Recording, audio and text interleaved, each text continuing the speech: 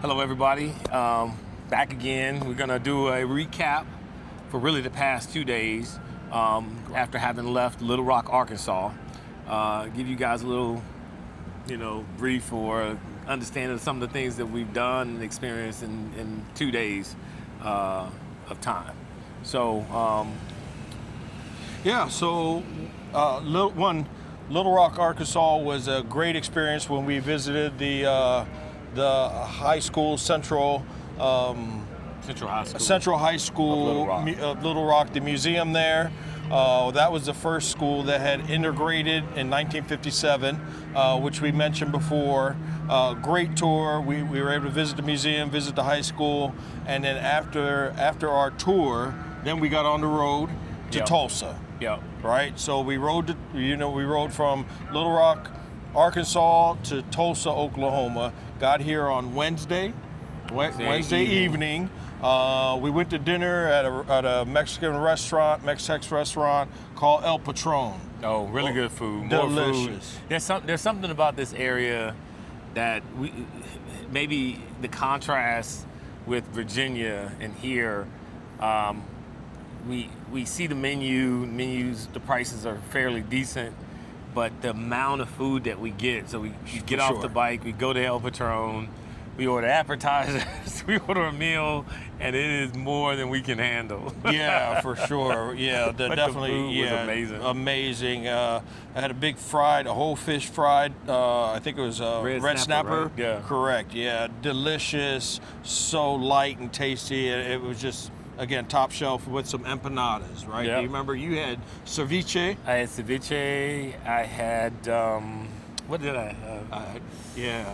That ceviche was a lot. And it was a lot. I can't even remember what I had. But anyway, it was delicious. The food that we had was amazing. I had the tilapia. Tilapia, yeah. Yeah, the marinated tilapia. Yeah, it was three fillets of tilapia with refried beans and rice. Yeah. Really, really good. Excellent service. Just a lot of food that we had to take down, and that was basically right after getting off the road and then trying to get ready for Tulsa Bike Week, which is one of the main reasons why we stopped here. Yep. When we initially planned, we went ahead and got the hotel room early before we even started our trip, which was actually a good idea. Correct. And then we get here, checked in, and started to look around to see, what was there to do, what did we need to do? Did we need to register? We hadn't pre-registered. So the next morning, we got everything squared away and decided to go down to where the rally area was. Right. And Black Wall Street, and had the opportunity to walk down there. Yep. So we went into the Black Wall Street Museum, which was awesome, phenomenal.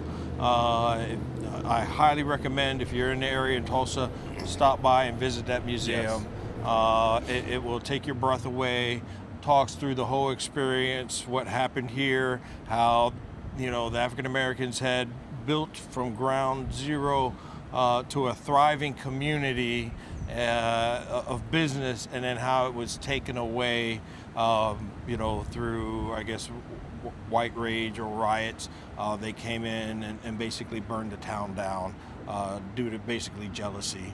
I know that you had gotten a story, the background of what happened. Yeah. What sparked the riot? What sparked, not the riot, but basically it was an insurrection, basically. It's really right? what sparked, it was really, I've heard people call it a race riot, but that's not what it was. It was really a massacre.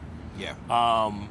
And so we stopped in the store to get T-shirts. Met a lady, Miss Cindy.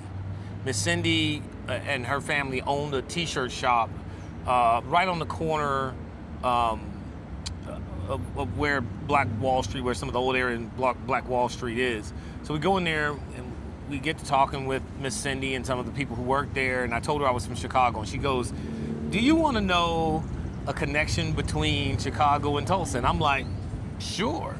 And so she gives us, a kind of like a historical walkthrough of what actually happened. And the story that she told was close, but was not what I knew of the Tulsa massacre, like the man that was in the elevator with the white woman, and the assumption that people thought that he had accosted her and then he ran. So I had a talk with her. She gave an interview, not really an interview, but I asked her could I record what she would say, and she said yeah. So I recorded it, and I'm gonna play it on here, probably in full length, so people can hear, from her, and that was hearing from descendants what the truth was. I had assumed that the man who was the center of the incident that triggered everything had passed away or had died within the massacre, but he actually didn't. And you'll find out why there's a tie and a connection with Chicago as I play the video. So this episode is going to be pretty long, but it'll be very informative. Please tell me the connection between Black Wall Street and Chi-Town. All right. Hello, world. My name is Cindy Conifer. I'm here on Black Wall Street at Black Wall Street T-shirts and souvenirs. This is our family business. About to kick down a little history about the connection between Black Wall Street and Chi-Town, Chicago. So, if you study the history of Black Wall Street and the day of the massacre, young black man on the elevator, young white lady on the elevator, and they put out a story that he attacked her on the elevator, and that's what started the massacre. They were on the elevator together, but Dick Rowland, his name, Sarah Page is her name, and they were actually a couple. Oh. They were a couple. She was an orphan, and she had come down here looking for work and just a place to be. And so she stayed with him and his mother down here in the Greenwood district. He got her that job at the Drexel building, working the elevator, and so that's why on the elevator they were.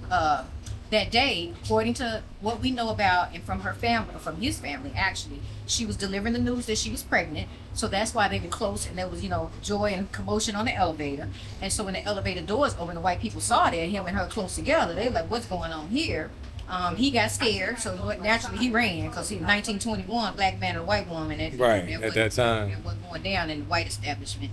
And so he ran, but they caught up with him, they beat him up, they put him in jail.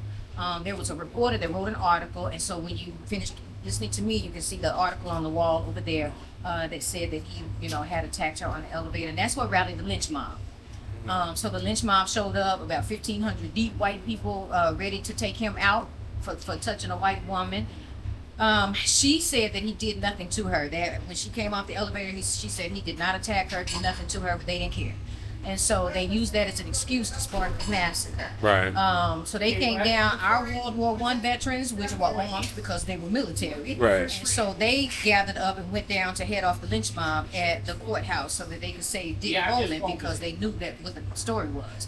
So they got down there. There was an altercation between the two groups. A gunshot went off. We don't know who shot the first gunshot, but that's what started the whole thing. And then the white mob just came down here and started to tear up everything. In the meanwhile, Dick Rowland is still sitting in the county jail, and they pushed him out the back door because in a mob situation, they're by law supposed to protect him, but they would have been overtaken. So they pushed him out the back door to save their own lives. He came back. He found Sarah. Him and Sarah left town together. They stayed together. They went to Kansas. They went to Ohio. They eventually went to Boston and got married, and they lived the rest of their days in Chicago. Oh, wow. And so that's where their family is to this day. I never heard that. Yeah. Wow. So we had the pleasure of meeting some of their descendants. Came in from Chicago, and we were in my son was in the middle of telling their story, their grandparents' story. And they came in and they teared up because they was like, nobody tells the truth about them. Oh, wow. So, it's very informative. I've never heard that. Yes, sir. Wow. Thank you so much. You're very welcome. So day one, we walked around, not many vendors out. The stores were there, but it was a good opportunity to walk and see the area without, a lot of the people being there that are there now. Right. So definitely Thursday was everybody was getting set up, so that allowed us to go register. So we were actually able to go down to the BMX field, register, and then see some of the vendors, see a lot of the people. They said 2,300 people had registered for it. Pre-registered. Yes. And it seemed like twice as many people were there to register. Yeah. We were, through Jeff's savviness, we were able to get up there, get our ticket in 20 minutes and get out. I don't know if we got in front of a lot of people, but it just seemed like it all worked out. Everybody's been friendly and so hospitable throughout the whole time. We rode our bikes around there. We, saw a lot of displays, but then again, was able to see, get to tour the area before a lot of people came, and then we went. two to that highlights. restaurant. We went Yeah. to what The Fixin's restaurant. Fixin's restaurant. Fixin's restaurant. Oh man. Oh man, exactly. Great food Ooh-wee. again. I mean, Ooh-wee. we eat. We gonna come back. We probably gonna have to put some extra suspension on the bike because we have been eating way too much. Yeah, delicious. So good. So But good. the Fixin's was great, Yeah, Fixin's. man. Remember El Patron restaurant in Tulsa, and then also Fixin's. Yeah. Fixin restaurant, soul food restaurant, delicious, top shelf again. And then we met a lot of people too. Yeah, That- so that we was were at another part. we were at one of the Harley dealerships here. Yep. Met up with street sweepers out of Huntsville, Alabama. Yeah. Man, amazing group. Yeah. Amazing group. We hung out with them in a couple locations and actually ran into them again at the Fixins. Yep. And they invited us to sit with them. So we sat with them, had conversations with those guys. Yep. We end up meeting some brothers from K9 MC, BMO, Yep. and his brother. Met with them. We all took a picture together, which I'll show here. Yep. I also had the opportunity to run into my buddy Fred, who I graduated from high school, HPCA, High Park Career Academy, Chicago. Ran into Fred and his wife, got to be able to talk to them. I think half of Chicago motorcycle folks are here. Illinois is yeah. well represented. Yes, Jeff knows yes. everybody from Illinois. So Man, shout hang out to with Jeff. Goodfellas MC. Yep. Oh, yeah. Shout out to Buffalo Soldiers. We met Yep. the Chicago chapter. Yep. Man, there's so many MCs here. So many MCs. That it's such a good feeling to see a lot of black folk, a lot of people come together, Yeah. not know each other, but feel like you amongst family. Yes. That's exactly how The it is. whole And dynamic. if there's anything I will say about Black Wall Street Bike Rally, if you haven't been here, you need to be here next year. Exactly. Support them, help them. It grows every year, it gets Yep. bigger, and I guarantee you, it'll change your life. Regardless if you ride a bike or not, that's what I would say. Come for the experience. Not only just the historical experience, but being around so many black folks who, just enjoying each other, both on bikes. Lots of women. I've never seen so many black women on motorcycles. Yes, You know what I mean? yes. At this event. And not just little motorcycles, big motorcycles. Yes, wheeling them. Yeah, definitely.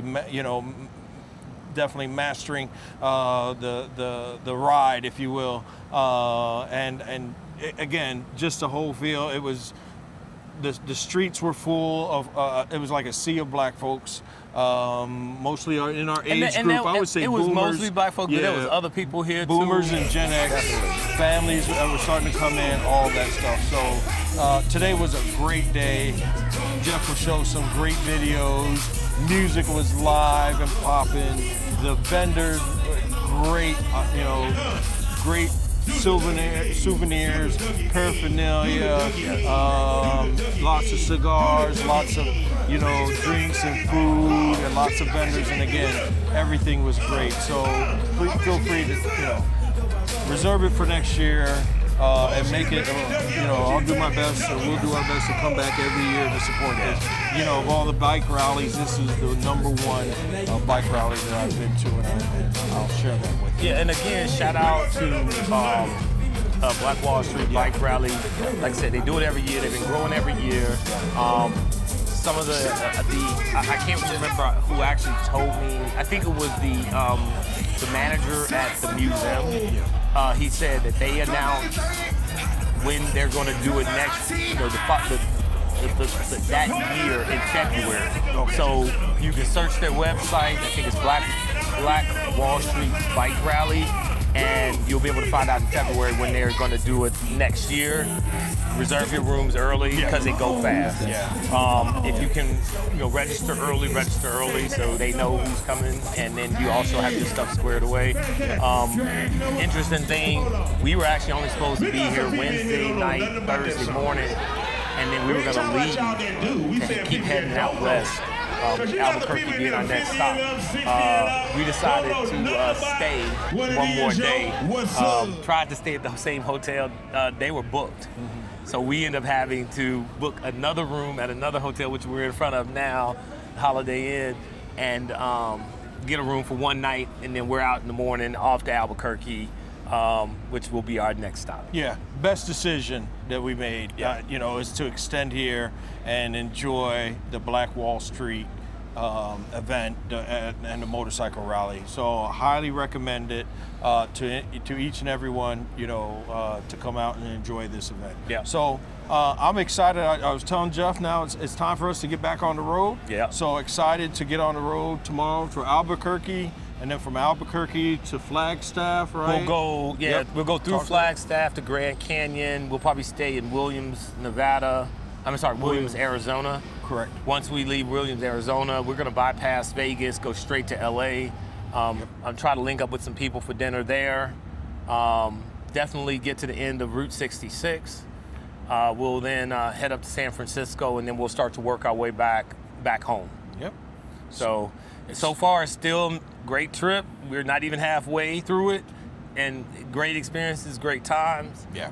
But we're pretty sure that there's even, you know, greater times or better times to come. So we just got to get the miles in, and get the experiences in, and share them with you guys. Yeah. No, this has been great. I keep sharing, you know, this has been a Black history ride and a Black experience, and then a great experience, you know, riding across the United States. This is a beautiful country. Take full advantage of any time to just get out on the road and see different things. Don't just, you know, watch it on television. You know, get out and explore and experience the people, and you'll see America is a beautiful country, regardless of all the things that are happening in politics and all that stuff. You know, and there are just honestly and truly, there's some good-hearted people. Out here. Hardworking Americans. I can't say we've ever on this entire ride. I can't say we've ran into anybody with a bad attitude, or don't get me wrong, there's people out there. But our trip, we haven't experienced it, and experience in America, experience in the Black history that we've gone to the various museums, and the people being so nice just makes it a much better trip. Agreed. Everybody's said to us, you know, hey, have fun, be safe. Believe me, we're going to be safe. We want to get back home to our families and friends and be able to tell the story. So, you know, thank you all for all the support, and we'll see you on the other side. On the next one. Take care. Bye-bye. Out.